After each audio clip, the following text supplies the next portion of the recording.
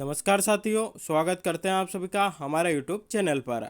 आज के इस वीडियो में हमारे भारत की जो प्राचीन हिस्ट्री है, भारत का जो प्राचीन इतिहास है और भारत का जो मध्यकालीन इतिहास है उससे संबंधित महत्वपूर्ण 100 मल्टीपल चॉइस क्वेश्चंस आज के इस वीडियो में हम डिस्कस करेंगे। तो वीडियो में जो है आप लास्ट तक बने रहिएगा ताकि यहाँ पर आपको यह पता चल सके कि अगर आपने अभी तक भारत का प्राचीन इतिहास और भारत का मध्यकालीन इतिहास पढ़ लिया है तो आपकी तैयारी जो है कहाँ तक हुई है, आपसे जो है कितने क्वेश्चंस यहाँ पर बन रहे हैं।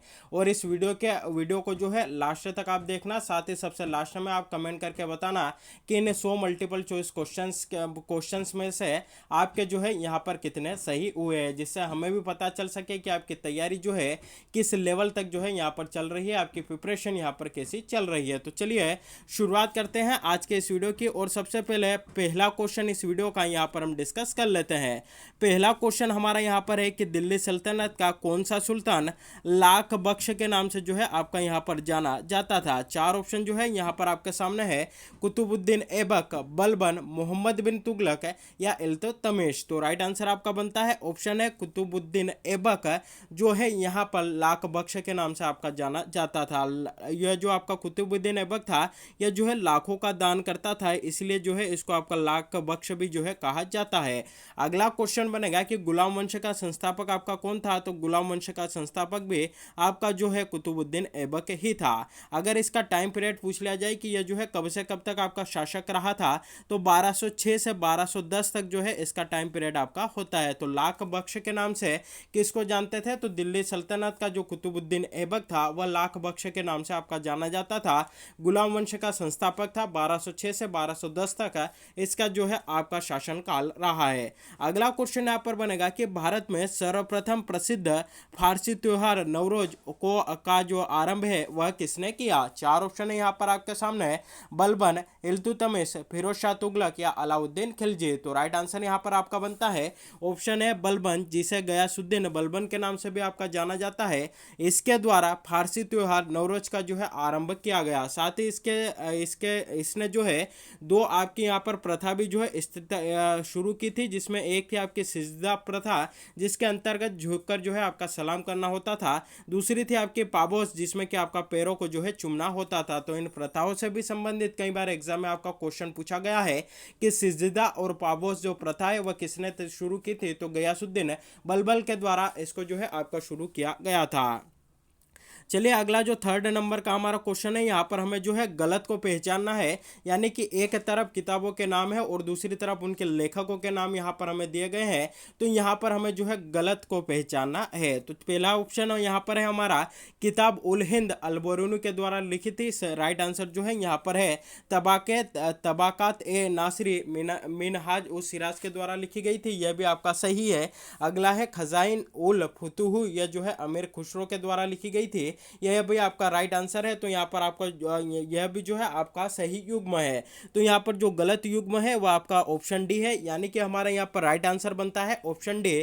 फुतुहात है फिरोज शाही बरनी के द्वारा न लिखकर किसने लिखी थी, तो फिरोज शाह तुगलक के द्वारा। फिरोज शाह तुगलक की जो है यह आत्मकथा थी और उसी के द्वारा जो है यह आपकी यहाँ पर लिखी गई थी। तो अगर आपसे पूछा जाए कि फुतुहात ए फिरोज शाही किसकी है, तो यह जो है आपके फिरोज शाह तुगलक की पुस्तक है, या यह कह सकते हैं कि यह जो है फिरोज शाह तुगलक की आत्मकथा है। चौथे में भी जो है हमें यहाँ पर गलत मिलान जो है उसको पहचानना है, वह है कि दीवान ए आरिस बलबन के द्वारा स्थापित हुआ था। अगला है दीवान मुस्तखराज अलाउद्दीन खिलजी के द्वारा इसकी स्थापना की गई थी। दीवान कोही मोहम्मद बिन तुगलक, और ऑप्शन डी है दीवान बंदगान सिकंदर लोदी। तो देखिए ऑप्शन तीनों के पहले के जो तीनों ऑप्शन है आपके, यानी कि ए, बी और सी, ये आपके जो है तीनों जो है आपके सही है, यानी कि दीवान आरिज की स्थापना बलबन के द्वारा की गई थी। दीवान मुस्तखराज की स्थापना अलाउद्दीन खिलजी ने करी थी। दीवान कोही की स्थापना मोहम्मद बिन तुगलक के द्वारा आपकी की जाती है। तो ऑप्शन डी जो है हमारा यहाँ पर राइट आंसर बनता है कि दीवान बंदगान की जो स्थापना है सिकंदर लोदी के द्वारा न करके इसको जो है किसने बनाया था, तो फिरोज शाह तुगलक के द्वारा ही जो है इसको बनवाया गया था। यह जो है राज्य दरबार से संबंधित एक पद आपका यहाँ पर हुआ करता था। तो यह भी हमारे लिए इंपॉर्टेंट बनता है। अगला क्वेश्चन है कि तूतीय हिंद किसे कहा जाता है? चार ऑप्शन है, अमीर खुसरो को, मिनहाज उस सिराज, जियाउद्दीन बर्नी या हसन निजामी। तो राइट आंसर आपका बनता है अमीर खुसरो।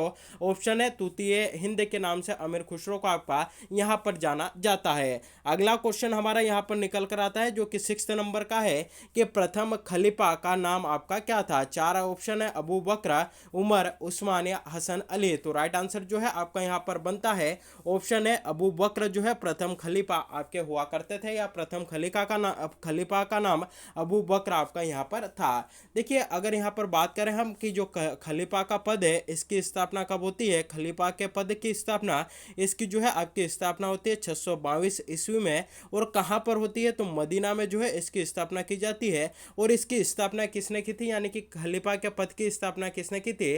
तो मोहम्मद पैगंबर के द्वारा इसकी स्थापना आपकी यहाँ पर की जाती है। तो यहाँ से 3 क्वेश्चन हमारा बन सकते हैं कि प्रथम खलीफा कौन था? तो अबू बकर जो है आपका प्रथम खलीफा था। खलीफा पद की स्थापना किसने की थी? मोहम्मद पैगंबर के द्वारा इसकी स्थापना की जाती है। कब की जाती है? 622 ईस्वी में। और कहाँ पर की जाती है? तो मदीना में इसकी स्थापना होती है। चलिए अगला क्वेश्चन जिसमें कि हमें यहाँ पर गलत युग्म का जो है चयन करना है, यानी कि एक तरफ इमारत का नाम लिखा है और दूसरी तरफ जिस शासक ने बनवाया है उसका नाम यहाँ पर लिखना है, यहाँ पर जो है लिखा हुआ है। तो हमें इसमें से पहचानना है कि कौन सा युग्म इसमें गलत है। कुतुब मीनार की बात करें तो इल्तुतमिश के द्वारा जो है इसको पूरा करवाया गया था। इसकी जो नींव है आपकी किसने रखी थी? कुतुबुद्दीन ऐबक के द्वारा जो है इसकी नींव रखी जाती है, लेकिन इसको पूरा इल्तुतमिश के द्वारा आपका कराया जाता है। तो कहीं ना कहीं कुतुब मीनार जो है आपका इल्तुतमिश से भी संबंधित है। तो यह जो है हमारा यहाँ पर राइट बन जाता है। अढ़ाई दिन का जो झोपड़ा है वह भी कुतुबुद्दीन ऐबक ने जो है आपका बनाया था। अलाई दरवाजा अलाउद्दीन खिलजी के द्वारा बनाया जाता है। ऑप्शन डी जो है हमारा यहाँ पर राइट आंसर बनता है। दिन पनाह जो भवन है इसका निर्माण जो है बलबन के द्वारा नहीं किया जाता, बल्कि इसका जो निर्माण है हुमायूं के द्वारा आपका किया जाता है। तो अगर आपसे पूछा जाए कि दिन पनाह महल जो है इसकी स्थापना किसके द्वारा की जाती है? हुमायूं के द्वारा आपकी करवाई जाती है। कब करवाई जाती है? तो 1533 में करवाई जाती है। और कहां पर? तो दिल्ली में जो है आपकी करवाई जाती है। तो यह भी हमारे लिए यहाँ पर इंपॉर्टेंट बन जाता है। चलिए 8वें नंबर का यहाँ पर क्वेश्चन है कि गुलरुखी उपनाम से कविताएं कौन लिखता था? चार ऑप्शन है, इब्न बतूता, जियाउद्दीन बर्नी, शम्स सिराज हाफिक या सिकंदर लोदी। तो देखिए 8वें का आपका यहाँ पर राइट आंसर बनता है सिकंदर लोदी। गुलरुखी के नाम से अपनी कविताएं यहाँ पर लिखा करता था। चलिए अगला नंबर का जो क्वेश्चन है हमारा 90 नंबर का क्वेश्चन है, उसको भी जो है हम यहाँ पर डिस्कस कर लेते हैं। 90 नंबर का हमारे यहाँ पर क्वेश्चन है कि दिल्ली के किस मुस्लिम शासक के निधन पर इतिहासकार बदायूनी ने कहा कि राजा को अपनी प्रजा से तथा प्रजा को अपने राजा से मुक्ति मिली है? यह जो वाक्य है बहुत ही प्रसिद्ध है आपका, और कई बार जो है एग्जाम में आपका पूछा गया है। तो चलिए 4 ऑप्शन है आपके सामने, बलबन, मोहम्मद बिन तुगलक, अलाउद्दीन खिलजी, शेर शाह। तो इसका जो भी राइट आंसर हो जल्दी से आप हमें यहाँ पर कमेंट करके बताते जाइएगा। इसका राइट आंसर क्या बनेगा? तो 90 का आपका यहाँ पर राइट आंसर बनेगा एमबीटी, यानी कि मोहम्मद बिन तुगलक के निधन पर इतिहासकार बदायूनी ने कहा था कि राजा को अपनी प्रजा से तथा प्रजा को अपनी राजा से मुक्ति जो है यहाँ पर मिली थी। बहुत ही इंपॉर्टेंट जो है यहाँ पर ये लाइन है, कई बार एग्जाम में आपके पूछी गई है। अगला क्वेश्चन है कि सर्वाधिक मंगोल आक्रमण किसके शासनकाल में हुए थे? 4 ऑप्शन है आपके यहाँ पर, इल्तुतमिश, बलबन, अलाउद्दीन खिलजी या मोहम्मद बिन तुगलक। तो राइट आंसर आपका यहाँ पर बनता है ऑप्शन सी, अलाउद्दीन खिलजी के समय सर्वाधिक मंगोल आक्रमण जो है आपके यहाँ पर हुए थे। ऑप्शन डी 10वें का जो है हमारा ऑप्शन सी यहाँ पर राइट आंसर बनता है। अलाउद्दीन खिलजी के समय जो है आपके सर्वाधिक मंगोल आक्रमण हुए थे। अगला क्वेश्चन है इक्तादारी व्यवस्था किसने प्रारंभ की थी? 4 ऑप्शन है, बलबन ने, इल्तुतमिश ने, अलाउद्दीन खिलजी ने या फिर मोहम्मद बिन तुगलक ने। तो राइट आंसर आपका बनता है इक्तादारी जो प्रथा है इसका जो शुभारंभ है आपका इल्तुतमिश के द्वारा किया जाता है। तो ऑप्शन भी हमारा यहाँ पर राइट आंसर बनता है। चलिए अगला क्वेश्चन है कि दिल्ली पर शासन करने वाले वंशों का सही क्रम क्या है? तो देखिए इसकी ट्रिक जो है एक आपको यहाँ पर याद रखनी है। आपको यहाँ पर याद रखना होगा जी के टसल। GK GK टसल जो है आपको यहाँ पर याद रखना होगा। जी से आपका यहाँ पर बनेगा गुलाम वंश, जी से आपका यहाँ पर बनेगा गुलाम वंश। वहीं देखिए यहाँ पर अगर हम बात करते हैं कि के से जो है आपका यहाँ पर क्या बनेगा, तो के से आपका यहाँ पर बनेगा खिलजी वंश। जी से आपका क्या बनता है, गुलाम वंश बना है। के से आपका बनेगा खिलजी वंश। टी से जो है आपका यहाँ पर बनेगा तुगलक वंश, तुगलक वंश। एस से आपका यहाँ पर बनेगा सैयद वंश, सैयद वंश। और एल से आपका यहाँ पर बनेगा लोधी वंश। तो देखिए जी के टसल ये जो आपको क्रम है इसको याद रख लेना है। तो जो हमारे दिल्ली सल्तनत में जो भी आपके वंशों ने जिन्होंने शासक किया है उसका जो है क्रम आपको यहाँ पर याद हो जाएगा। तो जी के टसल जो है हमें यहाँ पर याद रखना है। तो इस प्रकार जो है हमारा यहाँ पर राइट आंसर बन जाता है ऑप्शन बी। ऑप्शन बी जो है हमारा यहाँ पर राइट आंसर बन जाता है 1 2 5 4 3। यानी कि सबसे पहले आपका गुलाम वंश आता है, उसके बाद आपका खिलजी वंश आता है, उसके बाद तुगलक वंश आता है, उसके बाद सैयद वंश आता है और सबसे लास्ट में आपका लोधी वंश आता है। इसी का जो इब्राहिम लोधी था उसने उसको जो है आपका इसके द्वारा जो हमारे मुगल वंश का प्रथम शासक हुआ था उसके द्वारा जो है इसको आपका यहाँ पर हराया जाता है। पानीपत के प्रथम युद्ध में बाबर के द्वारा इसको हराया जाता है। तो यह भी हमारे लिए यहाँ पर इंपॉर्टेंट बन जाता है। तो ऑप्शन बी जो है हमारा यहाँ पर राइट आंसर बनता है।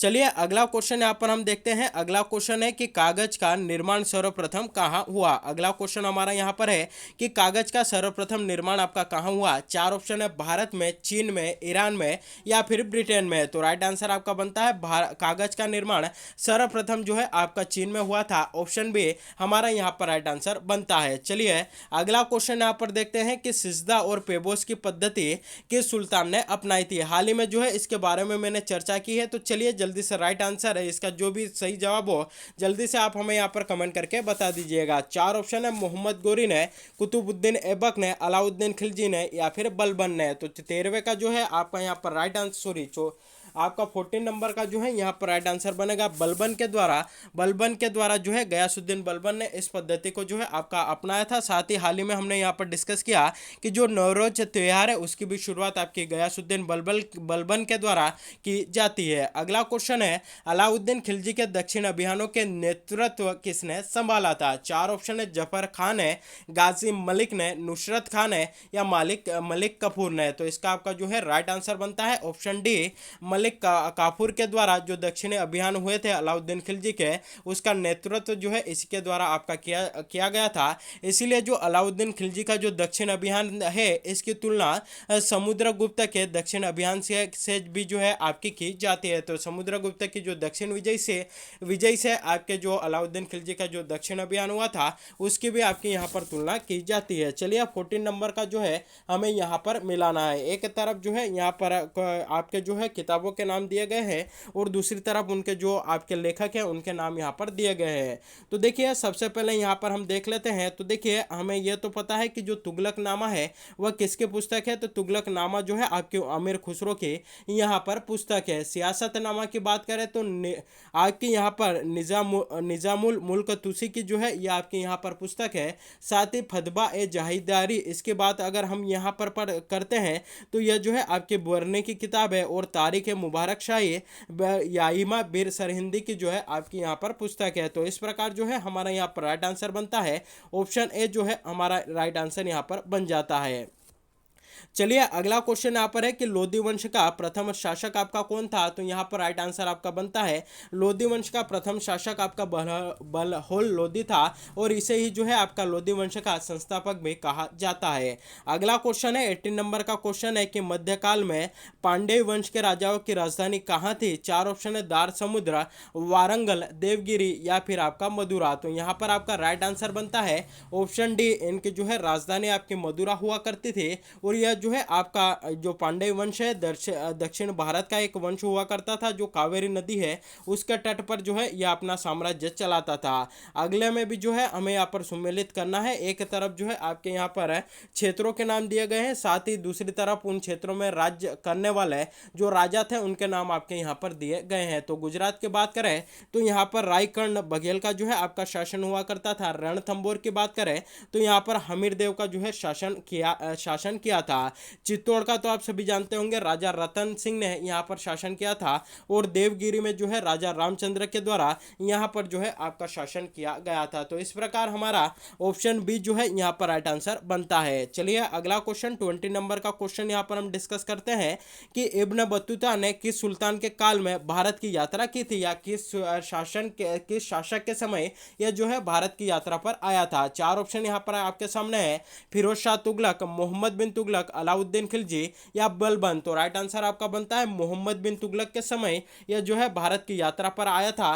कब भारत आया, तो 1333 में जो है यह आपका भारत आया था। और किस देश का यात्री था, तो मोरक्को का जो है यह आपका यात्री था। इसका देश भी जो है कई बार एग्जाम में आपका पूछा गया है। अगला क्वेश्चन है कि भारत स्थित किस मस्जिद का निर्माण बौद्ध मठ के अनुरूप किया गया है। चार ऑप्शन है, अडाउद्दीन का झोपड़ा, कुव्वत उल इस्लाम, जामा मस्जिद या मोती मस्जिद। तो राइट आंसर आपका यहाँ पर बनता है जो ऑप्शन है जो है यहाँ पर राइट आंसर बनता है अडाउद्दीन का जो झोपड़ा है वह जो है भारत के अडाउद्दीन का जो झोपड़ा है इसका जो निर्माण है बौद्ध मठ के अनुरूप आपका किया गया। अगला क्वेश्चन है, जैन धर्म के पहले तीर्थंकर आपके कौन थे। तो राइट आंसर यहाँ पर आपका बनता है ऋषभ देव जो है जैन धर्म के आपके प्रथम तीर्थंकर थे। साथ ही अगर आपसे पूछा जाए कि 24वें तीर्थंकर कौन थे, तो महावीर जो है आपके 24वें तीर्थंकर यहाँ पर हुआ करते थे। चलिए 23 नंबर का यहाँ पर क्वेश्चन है, एक तरफ जो है आपके 24 तीर्थंकर हुए उनके नाम दिए गए हैं, साथ ही उनसे संबंधित जो प्रतीक चिन्ह है दूसरी तरफ यहाँ पर आपको देखने को मिलेंगे, तो उनको भी यहाँ पर डिस्कस कर लेते हैं। आदिनाथ की बात करें तो इनको जो है इनका जो प्रतीक चिन्ह है वह आपका वह जो है वृषभ है। वही मलिनाथ इनकी बात करें तो इनका जो है आपका जल कलश है। पार्श्वनाथ इनकी बात करें तो इनका सर्प है, और संभवनाथ इनकी बात करें तो इनका जो प्रतीक चिन्ह है वह आपका अश्व है। तो इस प्रकार ऑप्शन ए जो है हमारा यहाँ पर राइट आंसर बन जाता है। चलिए 24 नंबर का यहाँ पर जो है क्वेश्चन हम डिस्कस कर लेते हैं। 24 नंबर का हमारा क्वेश्चन है कि जैन धर्म में पूर्ण ज्ञान के लिए क्या शब्द है। चार ऑप्शन यहाँ पर आपके सामने है, जिन, रत्न, केवल्य या निर्वाण। तो राइट आंसर जो है आपका यहाँ पर बनता है ऑप्शन सी, जैन धर्म में पूर्ण ज्ञान के लिए केवल्य शब्द का आपका उपयोग किया गया है। और अगर आपसे पूछा जाए कि महावीर को केवल्य या पूर्ण ज्ञान जो है उसकी प्राप्ति कहाँ पर हुई थी, तो इसकी जो प्राप्ति है आपकी जुम्बिक ग्राम में हुई थी। और जुम्बिक ग्राम जो है आपका कहाँ पर आता है, तो यह रिजुपालिका नदी के तट पर जो है आपका स्थित था। तो यह भी हमारे लिए यहाँ पर इंपॉर्टेंट बन जाता है। अगला क्वेश्चन है कि किस जैन सभा में अंतिम रूप से श्वेतांबर आगम का संपादन हुआ। चार ऑप्शन है, वैशाली में, वल्लभी में, पावा में या पाटलिपुत्र में। तो राइट आंसर आपका बनता है ऑप्शन डी, पाटलिपुत्र में जो है हमारा यहाँ पर राइट आंसर बनता है। चलिए अगला क्वेश्चन है जिसमें हमको फिर से यहाँ पर मिलान करना है। एक तरफ आचार्य दिए गए हैं, दूसरी तरफ उनका सिद्धांत यहाँ पर दिया गया है। तो चलिए इसको यहाँ पर हम जो है मैच कर लेते हैं। तो लकुलिश इनकी बात करें कि इनके द्वारा कौन सा सिद्धांत दिया गया, तो पाशुपत का सिद्धांत इन्होंने दिया था। साथ ही नागार्जुन की बात करें तो इनके द्वारा शून्यवाद का सिद्धांत आपका दिया जाता है। भद्रभाव की बात करें तो इन्होंने जैन सिद्धांत दिया था। और गोसाल की यहाँ पर बात करें तो इनके द्वारा आजीवक सिद्धांत आपका यहाँ पर दिया गया था। तो ऑप्शन बी जो है हमारा यहाँ पर राइट आंसर बन जाता है। चलिए अगला क्वेश्चन हमारा यहाँ पर है कि निम्नलिखित में से कौन सा प्राचीन भारत में शैव संप्रदाय था। चार ऑप्शन है, आजीवक मत, मयूतर, मई मत, ईशान शिव गुरुदेव पद्धति। तो 27 का ऑप्शन बी जो है आपका यहाँ पर राइट आंसर बनता है मत मयूतर जो है प्राचीन भारत में शैव संप्रदाय आपका था। चलिए अगला क्वेश्चन है, यहाँ पर भी हमें जो है मिलान करना है। एक तरफ धर्म के नाम दिए हैं, दूसरी तरफ उन धर्म से जुड़े कुछ स्थलों के नाम यहाँ पर आपके दिए गए हैं, तो इनको भी हमें यहाँ पर मैच करना है। जैन धर्म की बात करें तो यह जो है आपका पावापुरी जो है कहीं ना कहीं आपका जैन धर्म से संबंधित है। हिंदू धर्म की बात करें तो वाराणसी आपका हिंदू धर्म से संबंधित है। इस्लाम धर्म की बात करें तो मदीना इससे संबंधित है। और ईसाई धर्म की बात करें तो वेटिकन जो है आपका इससे यहाँ पर संबंधित है। तो 28 का ऑप्शन सी जो है हमारा यहाँ पर राइट आंसर बन जाता है। ऑप्शन सी यहाँ पर राइट आंसर बनता है। चलिए 29 में भी जो है हमें यहाँ पर इसी प्रकार का मैच करना है। एक तरफ राजा है, दूसरी तरफ उनके द्वारा जहाँ पर राज्य किया गया है वह यहाँ पर हमें दर्शाया गया है। तो प्रद्योत की बात करें तो इन्होंने अवंती जो कि वर्तमान में उज्जैन वाला जो इलाका है वहाँ पर इनके द्वारा जो है अपना राज्य किया गया था। उज्जैन की बात करें तो इनके द्वारा वत्स पर जो है अपना साम्राज्य जो है इन्होंने यहाँ पर स्थापित किया था। यहाँ के जो है आपके राजा हुआ करते थे प्रसेनजीत इनकी बात करें तो ये जो है आपके कौशल के राजा हुआ करते थे, और अजातशत्रु इनकी बात करें तो ये जो है आपके मगध के राजा हुआ करते थे। तो यह इस प्रकार जो है 29 का ऑप्शन सी हमारा यहाँ पर राइट आंसर बन जाता है। चलिए 30 का यहाँ पर देखते हैं कि निम्नलिखित में से कौन सा युग्म उपयुक्त जोड़ी नहीं है। चार ऑप्शन है, पार्श्वनाथ देखिए चार ऑप्शन है। पहला है यहाँ पर देखिए, सबसे पहला इसका आंसर आप यहाँ पर देख लीजिए ताकि जो है आपको यहाँ पर अच्छे से समझ में आ जाए कि निम्नलिखित में से कौन सा युग्म उपयुक्त जोड़ी है, यानी कि सही जोड़ी हमें यहाँ पर बताना है। तो इसकी जो सही जोड़ी आपकी यहाँ पर बनती है वह जो है आपकी यहाँ पर बनती है ऑप्शन डी, यानी कि जो हमारा चेतक लिच्छवी वाला है यह यहाँ पर हमारा राइट आंसर बनता है। चलिए अगला क्वेश्चन यहाँ पर देखते हैं। 31 नंबर का है कि राजकुमार जो अपने पिता की मृत्यु के लिए उत्तरदायी था। चार ऑप्शन है, अजातशत्रु, चंड प्रदोत, प्रसेनजीत या उदयन। तो राइट आंसर आपका यहाँ पर जो है बन जाता है अजातशत्रु जो है अपने पिता की मृत्यु के लिए उत्तरदायी था, यानी कि अपने पिता की मृत्यु करने के बाद यह जो है आपके शासन किया था, इसने शासक की जो गद्दी थी वह प्राप्त की थी। अगला क्वेश्चन है 32 नंबर का है। यूनानी लेखक जस्टिन द्वारा किसे सेंड्रोकोटस कहा गया था। चार ऑप्शन है, चंद्रगुप्त मौर्य को, चंद्रगुप्त प्रथम को, चंद्रगुप्त द्वितीय को या समुद्रगुप्त को। तो राइट आंसर आपका बनता है ऑप्शन बी, चंद्रगुप्त प्रथम को यूनानी लेखक जस्टिन के द्वारा सेंड्रोकोटस जो है आपका कहा गया था। तो यहाँ 32 का ऑप्शन ए जो है हमारा यहाँ पर राइट आंसर बनेगा। चंद्रगुप्त मौर्य को जो है इन्होंने कहा था। चलिए 33 का यहाँ पर देखते हैं कि सातवाह किसे किसे कहते थे। चार ऑप्शन है, दलालों को, व्यापारियों के काफिलों को, महाजनों को या तीर्थ यात्रियों को। तो राइट आंसर आपका बनता है 33 का ऑप्शन बी जो है यहाँ पर राइट आंसर बनता है सातवाह को। सातवाह जो है किसे कहा जाता है, तो व्यापारियों के जो काफिले हुआ करते थे मौर्य काल में उनको जो है सातवाह आपका कहा जाता है। और इसका उल्लेख कहाँ मिलता है, तो इसका उल्लेख अर्थशास्त्र में, और अर्थशास्त्र किसके द्वारा लिखी गई थी, तो जो कौटिल्य की अर्थशास्त्र थी उसमें जो है इसका उल्लेख हमें देखने को मिलता है। अगला क्वेश्चन है, किसके शासनकाल में मेग्नस्थनीज जो है आपका भारत आया था। चार ऑप्शन यहाँ पर आपके सामने है, अशोक के, हर्षवर्धन के, चंद्रगुप्त मौर्य के या कुमारगुप्त के। तो राइट आंसर बनता है चंद्रगुप्त मौर्य के शासनकाल में मेग्नस्थनीज आपका भारत आया था। 35 की यहाँ पर बात करें कि अशोक घोष किसका समकालीन था।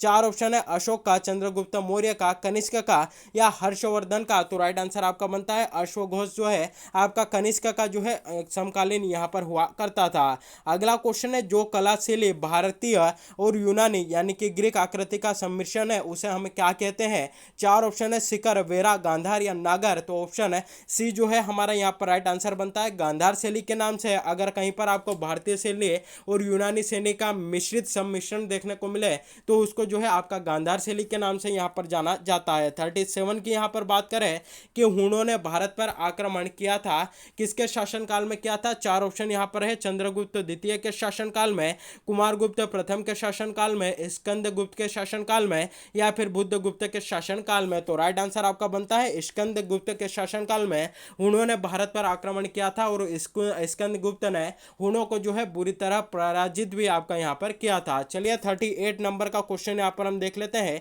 कि सम्राट हर्षवर्धन ने दो महान धार्मिक सम्मेलनों का आयोजन किया था। कहाँ कहाँ किया था। चार ऑप्शन है, कन्नौज तथा प्रयाग में, प्रयाग तथा थानेश्वर में, थानेश्वर तथा वल्लभी में, वल्लभी तथा प्रयाग में। तो यहाँ पर 38 का राइट आंसर आपका बनता है ऑप्शन है कन्नौज तथा प्रयाग में सम्राट अशोक के द्वारा दो महान धार्मिक सम्मेलनों का आयोजन आपका किया जाता है। अगला क्वेश्चन है 39 नंबर का कि एलोरा की गुफाओं का निर्माण किसने कराया था। चार ऑप्शन है, पल्लवों ने, चोलों ने, राष्ट्रकूटों ने या पालों ने। तो 39 का ऑप्शन सी जो है हमारा यहाँ पर राइट आंसर बनता है राष्ट्रकूटों के द्वारा इसका निर्माण जो है आपका करवाया जाता है। चलिए 40 नंबर का यहाँ पर क्वेश्चन देखते हैं कि गुरु गोविंद सिंह ने खालसा पंथ की स्थापना आपकी कब की थी। चार ऑप्शन है, 1701 में, 1699 में, 1697 में या 1704 में। तो राइट आंसर आपका बनता है ऑप्शन बी 1699 में इनके द्वारा खालसा पंथ की जो है आपकी स्थापना की जाती है। और किस दिन करते हैं, तो 13 अप्रैल 1699 में जो है इसकी स्थापना की जाती है। और यह दिन क्या था, तो वैसाखी के दिन जो है इसकी स्थापना आपकी की जाती है। तो यह भी हमारे लिए यहाँ पर इंपॉर्टेंट बन जाता है। चलिए 41 नंबर का यहाँ पर फिर से हमें जो है उपयुक्त जोड़ी जो है यहाँ पर हमें मिलानी है। तो एक तरफ जो है आपके यहाँ पर राज्य है और दूसरी तरफ वर्तमान में जो है आपके किस राज्य के अंतर्गत आता है, तो वह जो है हमें यहाँ पर डिस्कस करना है। हम्पी की बात करें तो वर्तमान कर्नाटक वाला जो इलाका है हम्पी के नाम से जाना जाता था। नागार्जुनी कोंडा जो है आपका आंध्र प्रदेश में जो है आपका आता है। हम्पी आपका कर्नाटक में था, नागार्जुनी कोंडा आपका आंध्र प्रदेश के अंतर्गत आता है। शिशुपालगढ़ इसकी बात करें तो यह आपका उड़ीसा में आता है और अरिकामेंडू इसकी बात करें तो यह आपका पुदुचेरी में आता है। तो 41 का ऑप्शन ए जो है आपका यहाँ पर राइट आंसर बनता है। अगला क्वेश्चन है चोलों का राज्य किस क्षेत्र में फैला था। चार ऑप्शन है, विजयनगर क्षेत्र में, मालाबार तट, होयसल में, कोरोमंडल तट में या दक्कन के कुछ भाग में। तो चलिए जल्दी से राइट आंसर इसका बताते जाइएगा। राइट आंसर आपका बनता है ऑप्शन डी, दक्कन के कुछ भागों में जो है यह आपका फैला हुआ था। अगला क्वेश्चन है चालुक्यों की राजधानी कहाँ थी। चार ऑप्शन है, वातापी, श्रावस्ती, कांची या कन्नौज। तो राइट आंसर आपका यहाँ पर बनता है ऑप्शन है, चालुक्यों की जो राजधानी आपकी हुआ करती थी वातापी हुआ करती थी। और वातापी नामक जो प्राचीन नगर है आधुनिक नाम में बादामी के नाम से जाना जाता है, बीजापुर के अंतर्गत आता है। और यह किस राज्य में आता है, तो यह आपका कर्नाटक राज्य में आता है। 44 को यहाँ पर डिस्कस कर लेते हैं कि शिल्पादिकारम का लेखक जो है आपका कौन है। चार ऑप्शन है, इलिंगो, परनर, करिकाल या विष्णु स्वामीयन। तो 44 का ऑप्शन है जो है हमारा यहाँ पर राइट आंसर बनता है। 45 को डिस्कस करते हैं कि नागानंद रत्नावली एवं प्रियदर्शिता के लेखक कौन है। चार ऑप्शन है, बाण भट्ट, विशाखा दत्त, वात्सायन या हर्षवर्धन। तो 45 का ऑप्शन डी जो है यहाँ पर राइट आंसर बनता है। विशाखा दत्त के द्वारा नागानंद रत्नावली और प्रियदर्शिका जो है आपकी लिखी गई है। ऑप्शन 46 यहाँ पर देखते हैं कि गीत गोविंद के गीतकार जयदेव किसकी सभा को अलंकृत करते थे, यानी कि किसकी सभा में थे। चार ऑप्शन है, धर्मपाल की, देवपाल की, विजय सेन की या लक्ष्मण सेन की। तो राइट आंसर आपका बनता है लक्ष्मण सेन की जो सभा थे उसको यह आपके अलंकृत करते थे। 47 नंबर का क्वेश्चन यहाँ पर हम डिस्कस कर लेते हैं कि आगरा नामक एक नवीन शहर किसने बसाया था। चार ऑप्शन है, सिकंदर लोदी ने, बहलोल लोदी ने, इब्राहिम लोदी ने या दौलत खान लोदी ने। तो 47 का ऑप्शन है हमारा यहाँ पर राइट आंसर बनता है सिकंदर लोदी के द्वारा आगरा नामक जो आपका यहाँ पर शहर है उसकी स्थापना की जाती है, या आगरा नामक शहर सिकंदर लोदी के द्वारा आपका बसाया जाता है। अगला क्वेश्चन है 48 नंबर का कि पेटीकोट सरकार किस मुगल शासनकाल में चलाई गई थी। चार ऑप्शन है, जहांगीर, अकबर, शाहजहां या औरंगजेब। तो राइट आंसर आपका बनता है अकबर के शासनकाल में आपकी पेटीकोट सरकार आपकी यहाँ पर चलाई गई थी। यह जो है इसका टाइम पीरियड क्या था, तो आपका 1560 से 1562 तक जो है आपका पेटीकोट सरकार जो है वह आपकी चलाई गई थी। देखिए आपने अगर हिस्ट्री पढ़ी होगी डिटेल में तो इसमें अकबर की एक दाई माँ थी जिसका नाम था आपका महाम अनगा। महाम अनगा जो है आपका नाम हुआ करता था।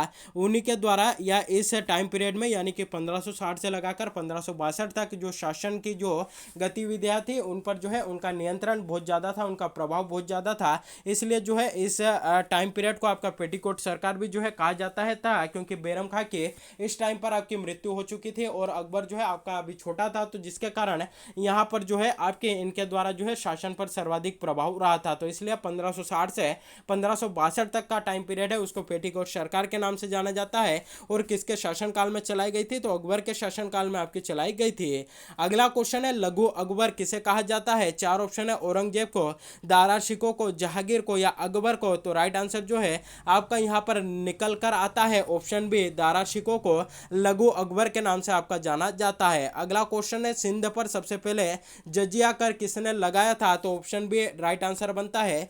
सिंध पर सबसे पहले जजिया कर जो है आपका अरबों के द्वारा लगाया जाता है। और भारत पर सबसे पहले आक्रमण करने वाला कौन थे, तो भारत पर सबसे पहले आक्रमण भी आपका अरबों ने ही जो है किया था। तो यह भी हमारे लिए यहाँ पर इंपॉर्टेंट बन जाता है। चलिए 51 नंबर का यहाँ पर क्वेश्चन देखते हैं कि भारत में मानव का सर्वप्रथम साक्ष्य कहाँ से मिला है। चार ऑप्शन है, नीलगिरी की पहाड़ियाँ, शिवालिक पहाड़ियाँ, नलमाला पहाड़ियाँ या नर्मदा घाटी। तो राइट आंसर आपका बनता है नर्मदा घाटी का जो पश्चिमी नर्मदा क्षेत्र था वहाँ से सर्वप्रथम मानव के जो है साक्ष्य आपके मिले हैं और यह हमारे मध्य प्रदेश में आता है, तो यह ज़्यादा इंपॉर्टेंट हमारे लिए बन जाता है। साथ ही अगर आपसे पूछा जाए कि यहाँ पर मानव का प्रथम साक्ष्य आपका कब मिलता है, तो जब 1982 में यहाँ की खोज की जाती है तब जो है यहाँ पर मानव का प्रथम साक्ष्य आपका मिलता है। तो बहुत ही इंपॉर्टेंट क्वेश्चन हमारे लिए बनता है, कई बार एग्जाम में आपका आ चुका है। 52 नंबर का क्वेश्चन यहाँ पर डिस्कस करते हैं कि निम्नलिखित में से किसको चालकोलिथिक युग भी आपका कहा जाता है। चार ऑप्शन है, पुरा पाषाण युग को, नव पाषाण युग को, ताम्र पाषाण युग को या आपका लोह युग को। तो राइट आंसर आपका बनता है ऑप्शन सी, ताम्र पाषाण युग को चालकोलिथिक युग के नाम से भी आपका जाना जाता है।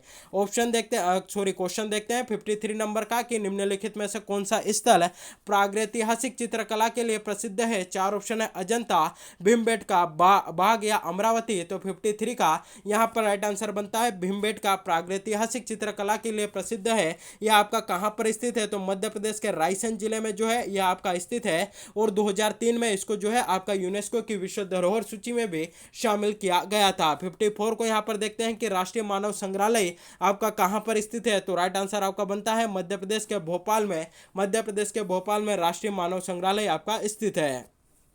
अगला क्वेश्चन है, नर्मदा टोली का उत्खनन किसने किया था। चार ऑप्शन है, के डी वाजपेयी ने, वी एस वाकणकर ने, एच डी साकलिया ने, मार्टिन व्हीलर ने। तो चलिए जल्दी से राइट आंसर इसका बता दीजिए। राइट आंसर आपका बनता है option C, H D Sankalia जो है यहाँ पर राइट आंसर आपका बनता है। ऑप्शन 56 नंबर का क्वेश्चन देखते हैं कि हड़प्पा निम्नलिखित में से किस सभ्यता से संबंध है। चार ऑप्शन है, सुमेरियन सभ्यता, सिंधु घाटी सभ्यता, वैदिक सभ्यता या मेसोपोटामिया की सभ्यता। तो राइट आंसर आपका बनता है सिंधु घाटी सभ्यता से हड़प्पा जो है आपका संबंधित है। चलिए 57 नंबर को यहाँ पर डिस्कस कर लेते हैं। 57 नंबर का क्वेश्चन है, यहाँ पर जो है सबसे पहले हम मिलान कर लेते हैं। हड़प्पा में जो है आपकी संवादन की जो R37 जो आपके यहाँ पर है, हड़प्पा से हमें संवादन की जो विधियाँ है वह भी यहाँ पर हमें देखने को मिली है। लोथल से जो है हमें गोदी हुई जो है यहाँ पर मिली है।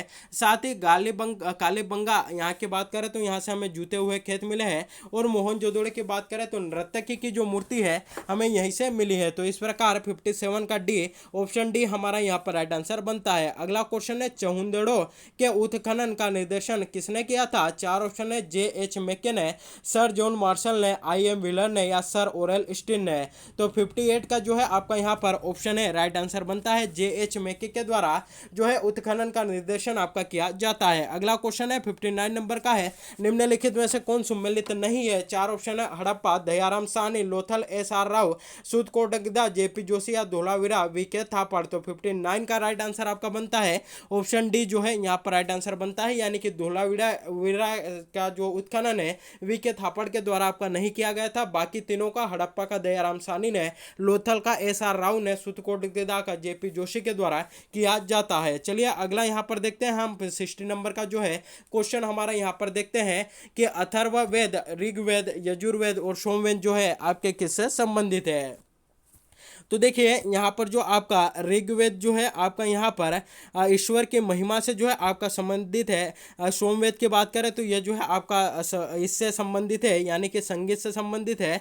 अथर्ववेद की बात करें तो यह आपका बलिदान से संबंधित है और यजुर्वेद इसकी जो है हम बात करें तो यह जो है आपका औषधियों से संबंधित है। तो 60 का जो है हमारा कौन सा 60 नंबर का जो है यहाँ पर ऑप्शन देख लेते हैं। 60 नंबर का हमारा ऑप्शन ए जो है राइट आंसर यहाँ पर बनता है। तो 60 नंबर का ऑप्शन ए हमारा यहाँ पर राइट आंसर बनता है। तो चलिए यहाँ अगला क्वेश्चन यहाँ पर देखते हैं, सम्मिलित कर लेते हैं 61 को भी।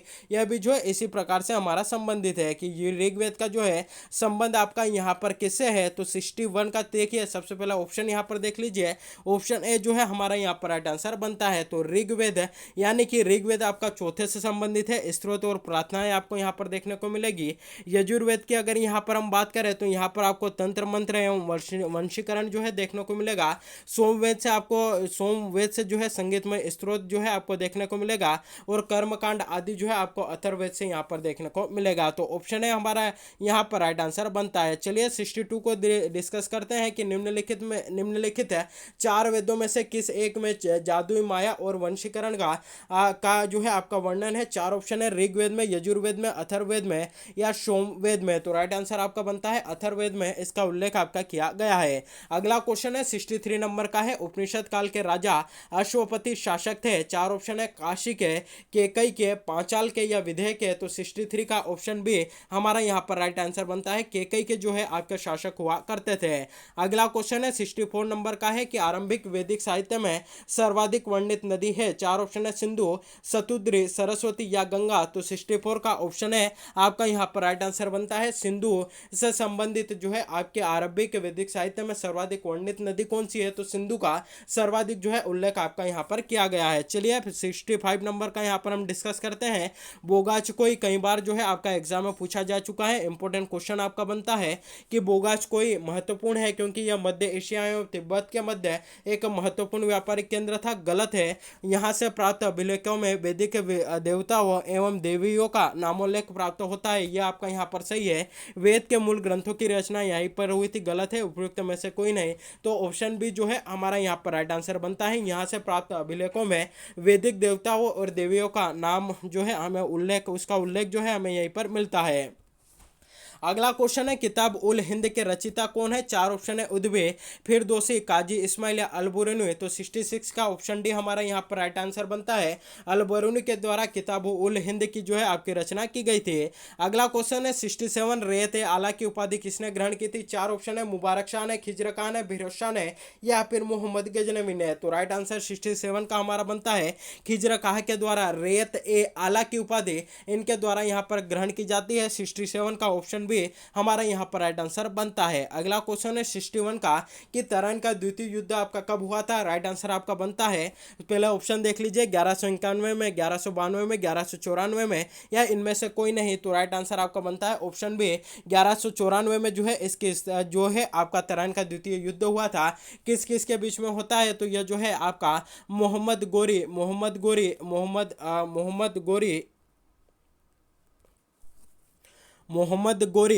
गोरी और आपके पृथ्वीराज चौहान के बीच में जो है आपका होता है।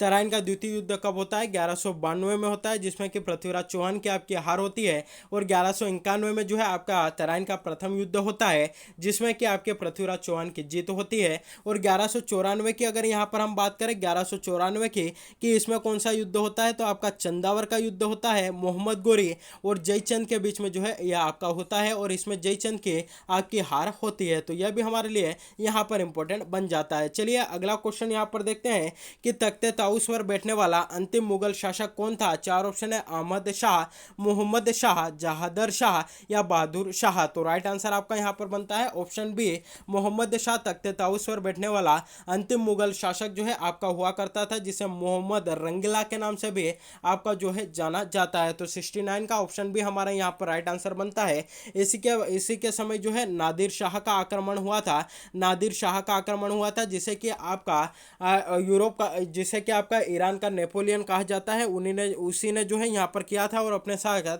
तख्ते ताऊस साथ जो कोहिनूर का हीरा है वह आपका यहीं से लेकर गया था। चलिए 70 नंबर का क्वेश्चन यहाँ पर डिस्कस करते हैं कि स्वर्ण मंदिर का निर्माण किसने करवाया था। तो राइट आंसर चार ऑप्शन है, गुरु अर्जुन देव ने, गुरु अमरदास ने, गुरु अंगद ने या गुरु रामदास ने। तो ऑप्शन है गुरु अर्जुन देव हमारा यहाँ पर राइट आंसर बनता है। स्वर्ण मंदिर का निर्माण गुरु अर्जुन देव के द्वारा आपका करवाया जाता है। कब करवाते हैं, 1589 में जो है इनके द्वारा निर्माण कराया जाता है। अगला क्वेश्चन है, भूमि स्पर्श मुद्रा की सारनाथ बुद्ध मूर्ति संबंधित है मौर्य काल से, शुंग काल से, कुषाण काल से या गुप्त काल से। तो राइट आंसर आपका बनता है मौर्य काल से जो है यह आपकी संबंधित है। अगला क्वेश्चन है, भारत में प्राचीनतम सिक्के तांबे के थे या सोने के थे, रांगा के थे या चांदी के थे। तो राइट आंसर बनता है, भारत में जो सबसे प्राचीनतम सिक्के थे वह आपके चांदी के हुआ करते थे। 73 को यहाँ पर डिस्कस करते हैं कि सिकंदर के हमले के समय उत्तर भारत पर निम्नलिखित राजवंशों में से किस एक का शासन था। चार ऑप्शन है, नंद का, मौर्य का, शुंग का या कण्व का।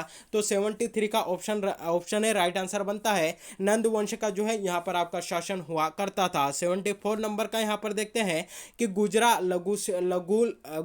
लघु लेख शिलालेख जिसमें अशोक का नामोल्लेख किया गया है कहाँ पर स्थित है। चार ऑप्शन है, उत्तर प्रदेश के मिर्जापुर जिले में, मध्य प्रदेश के दतिया जिले में, राजस्थान के जयपुर जिले में या फिर बिहार के चंपारण जिले में। तो देखिए राइट आंसर 74 का यहाँ पर हमारा बन जाता है ऑप्शन बी, मध्य प्रदेश के दतिया जिले में गुजरा लघु शिलालेख जो है उसका नाम हमें यहीं पर देखने को मिलता है। तो ऑप्शन बी यहाँ पर राइट आंसर बनता है।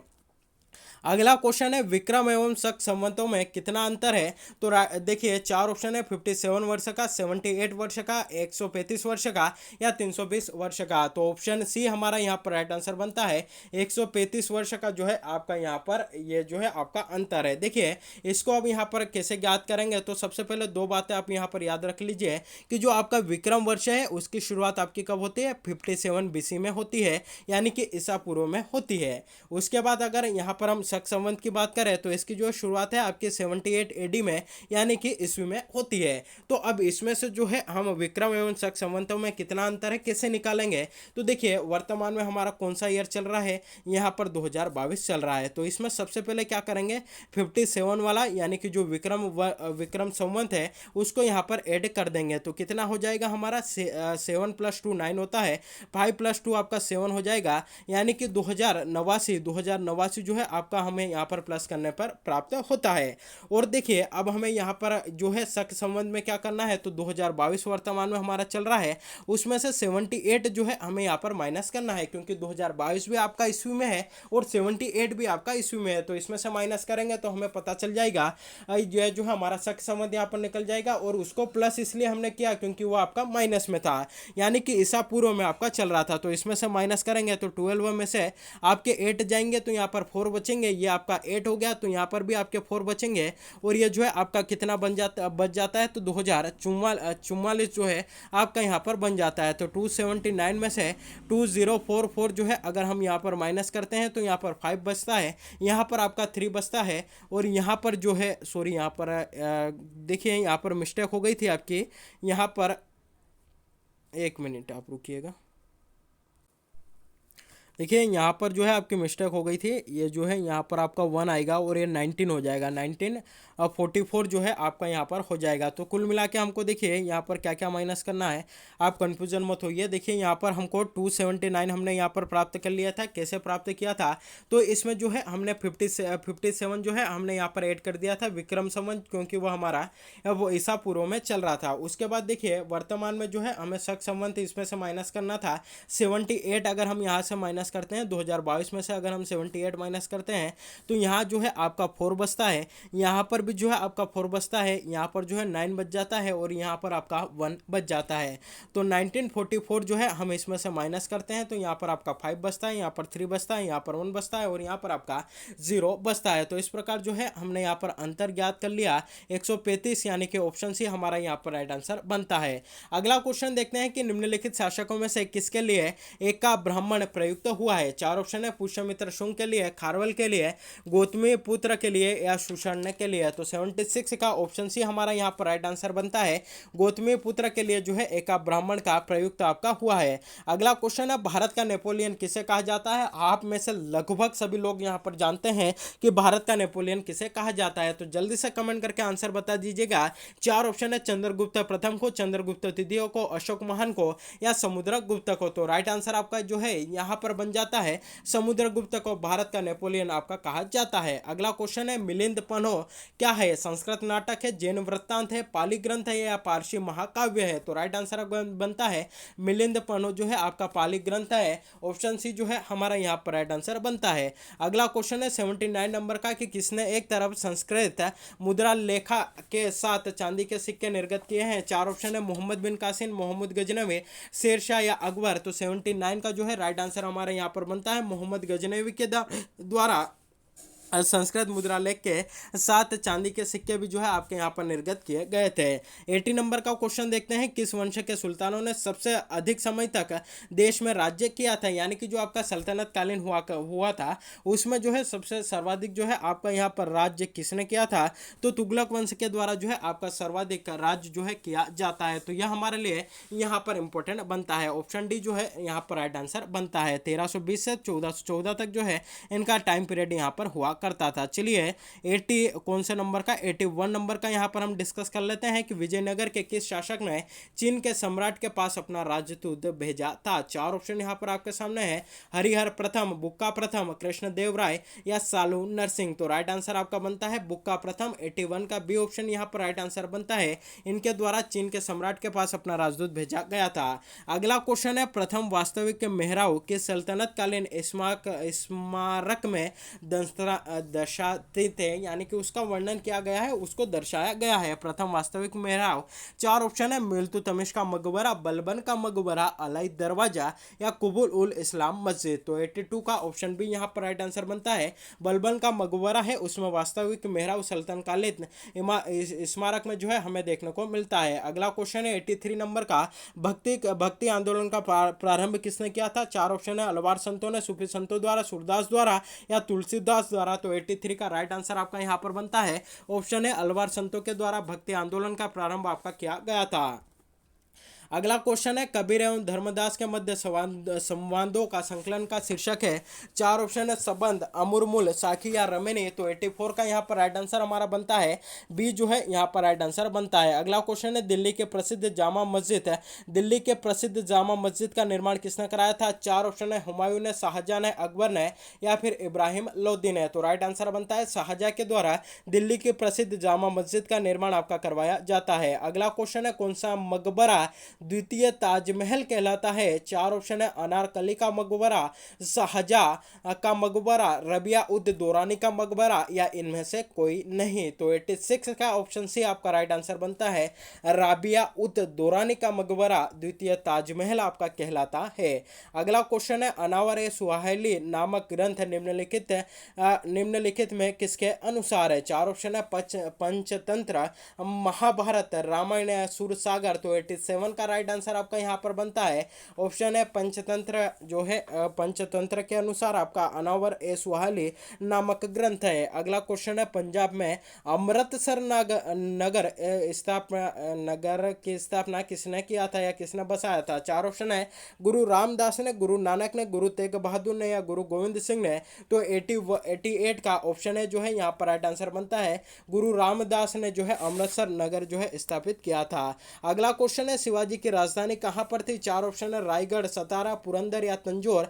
तो 89 का जो है ऑप्शन है यहाँ पर राइट आंसर बनता है, शिवाजी की राजधानी रायगढ़ जो है आपकी हुआ करती थी। ऑप्शन है यहाँ पर राइट आंसर बनता है। अगला क्वेश्चन है, वास्को डी गामा भारत कब आया था? तो राइट आंसर आपका बनता है 1498 में वास्को डी गामा जो है आपका भारत आया था। अगला क्वेश्चन है, भारत के साथ व्यापार के लिए संयुक्त पूंजी कंपनी किसने स्थापित की थी? चार ऑप्शन है, डेनिश ने, फ्रेंच ने, डच ने या पुर्तगाल ने। तो राइट आंसर आपका बनता है डच के द्वारा इसकी स्थापना की गई थी, यानी कि भारत के साथ व्यापार के लिए संयुक्त पूंजी कंपनी डच के द्वारा स्थापित की गई थी। चलिए अगला क्वेश्चन देखते हैं, 92 नंबर का है कि बुद्ध के जीवन की किस घटना को महाविनिष्क्रमण के रूप में आपका जाना जाता है? चार ऑप्शन है, उनका महापरिनिर्माण, उनका जन्म, उनका गृह त्याग या उनका प्रबंधन। तो उनका जो है गृह त्याग जो था उसको महाविनिष्क्रमण के नाम से आपका जाना जाता है। 92 का ऑप्शन सी यहाँ पर राइट आंसर बनता है। अगला क्वेश्चन है, बुद्ध ने अपने जीवन के अंतिम वर्षा ऋतु कहाँ बिताई थी, अपना अंतिम समय कहाँ बिताया था? चार ऑप्शन है, श्रावस्ती में, वैशाली में, कुशीनगर में या सारनाथ में। तो 93 का ऑप्शन भी हमारा यहाँ पर राइट आंसर बनता है, वैशाली में इनके द्वारा जो है अंतिम वर्षा ऋतु आपकी बिताई गई थी। अगला क्वेश्चन है, निम्नलिखित चार स्थानों में हुई बौद्ध संगतियों का सही कालक्रम नीचे दिए गए कूट से आप जो है ज्ञात कीजिए। तो देखिए सबसे पहले यहाँ पर एक ट्रिक जो है आप देख लीजिए। देखिए इसकी ट्रिक जो है आपको यहाँ पर याद रखनी है। ट्रिक क्या है, बहुत ही इंपॉर्टेंट ट्रिक है। तो देखिए आपको सबसे पहले एक तरफ याद रखना है रवि पीके और एक तरफ याद रखना है इसे के सामने एके रवि पीके एके। ये जो ट्रिक है बहुत ही सिंपल ट्रिक है, आपको यहाँ पर याद रखना है। आर से आपका यहाँ पर बनेगा राजगिरी, वी से आपका यहाँ पर बनता है वैशाली, वी से बनता है आपका वैशाली, पी से आपका यहाँ पर बनेगा पाटलिपुत्र और के से आपका बनेगा कुंडल वन कश्मीर यहाँ पर आपका बनेगा। और देखिए यहाँ पर ए से आपका क्या बनता है, तो अजात शत्रु बनता है। के से आपका बनता है काला अशोक, ए से आपका बनता है अशोक और के से आपका वापस बनता है कनिष्क। तो रवि पी के आके एके रवि पी के एके ये जो है आपको यहाँ पर याद रखनी है। तो देखिए यहाँ पर जो है हमें कालक्रम पूछा गया तो हमको ट्रिक याद है, आसानी से हम बता सकते हैं। रवि पी के यानी कि सबसे पहले आपकी राजगिरी में हुई थी, तो सबसे पहले हमारा आएगा हमारा 2 नंबर पहले सबसे पहले पे आएगा, उसके बाद वी आएगा वैशाली यानी कि पहला आएगा, उसके बाद हमारा आएगा पाटलिपुत्र तो चौथा आएगा और उसके बाद जो है हमारा यहाँ पर क्या आएगा, तो कुंडल वन आएगा। तो ऑप्शन डी जो है हमारा यहाँ पर राइट आंसर बन जाता है। तो इस प्रकार जो है आपको यहाँ पर इसको याद करते हुए चलना है। चलिए अगला क्वेश्चन यहाँ पर हम देख लेते हैं। अगला क्वेश्चन हमारा है 95 नंबर का कि बुद्ध के उपदेश किससे संबंधित है? आत्मा संबंधी विवाद है, धार्मिक कर्मकांड है, आचरण की शुद्धता व पवित्रता है, या ब्रह्मचर्य है? तो राइट आंसर 95 का आपका यहाँ पर बनता है आचरण की शुद्धता और पवित्रता का जो संबंध है बुद्ध के जो उपदेश है इसी से आपका संबंधित है, यानी कि इन्हीं को केंद्र में रख के उन्होंने अपने उपदेश दिए थे। अगला क्वेश्चन है भारत में प्रथम मुस्लिम आक्रमणकारी कौन था? चार ऑप्शन है कुतुबुद्दीन ऐबक, मोहम्मद गजनवी, मोहम्मद बिन कासिम, मोहम्मद गोरी। तो 96 का जो है राइट आंसर आपका यहाँ पर बनता है ऑप्शन सी, यहाँ पर राइट आंसर बनता है मोहम्मद बिन कासिम भारत में प्रथम मुस्लिम आक्रमणकारी था। तो ऑप्शन सी हमारा यहाँ पर राइट आंसर बन जाता है। अगला क्वेश्चन है मोहम्मद गजनवी के साथ भारत आने वाला प्रसिद्ध इतिहासकार कौन था? चार ऑप्शन है फरिश्ता, अलबरूनी, अफीक या इब्न बतूता। तो राइट आंसर आपका यहाँ पर बनता है अलबरूनी मोहम्मद गजनवी के साथ भारत आने वाला प्रसिद्ध इतिहासकार था। अगला क्वेश्चन आपका यहाँ पर है कि चंदावर का युद्ध 1194 ईस्वी में किनके बीच में हुआ था? चार ऑप्शन है पृथ्वीराज चौहान एवं मोहम्मद गोरी, जयचंद और मोहम्मद गोरी, जयपाल एवं मोहम्मद गजनवी, पृथ्वीराज चौहान एवं जयचंद। तो 98 का ऑप्शन भी आपका यहाँ पर राइट आंसर बनता है जयचंद एवं मोहम्मद गोरी के बीच चंदावर का जो युद्ध है आपका 1194 में हुआ था। अगला क्वेश्चन है अमीर खुसरो द्वारा लिखित रचना नहीं है, यानी कि अमीर खुसरो के द्वारा रचित इसमें से रचना कौन सी नहीं है? चार ऑप्शन है तुगलकनामा अमीर खुसरो ने लिखी है, तबाकात नासरी यह अमीर खुसरो की आपकी नहीं है, नूह सिपिहर यह भी आपकी अमीर खुसरो की है, और फिर ताहा उल फुतू यह भी जो है आपके अमीर खुसरो की ही है। तो ऑप्शन है बी जो है हमारा यहाँ पर राइट आंसर बन जाता है तबाकात नासरी आपकी जो है अमीर खुसरो की नहीं है। किसके द्वारा लिखी गई है? तो मिनहाज उस सिराज के द्वारा इसको जो है आपका लिखा गया है। अगला क्वेश्चन है मोहम्मद गोरी के किस दास ने बंगाल एवं बिहार की विजय प्राप्त की है? चार ऑप्शन है कुतुबुद्दीन ऐबक ने, इल्तुतमिश ने, बख्तियार खिलजी ने, या यालदोज ने। तो राइट आंसर आपका बनता है बख्तियार खिलजी ने। मोहम्मद गोरी के इस दास ने बंगाल एवं बिहार की विजय जो है आपके प्राप्त की थी। तो ऑप्शन सी जो है हमारा यहाँ पर राइट आंसर बनता है। तो साथियों यह था हमारा आज का जो है पहला वीडियो था, जो कि आपका MPPSC की जो टेस्ट सीरीज है उससे संबंधित जो है पहला वीडियो आपका था। इसी प्रकार के जो है आपको आगे जो है वीडियो मिलते रहेंगे।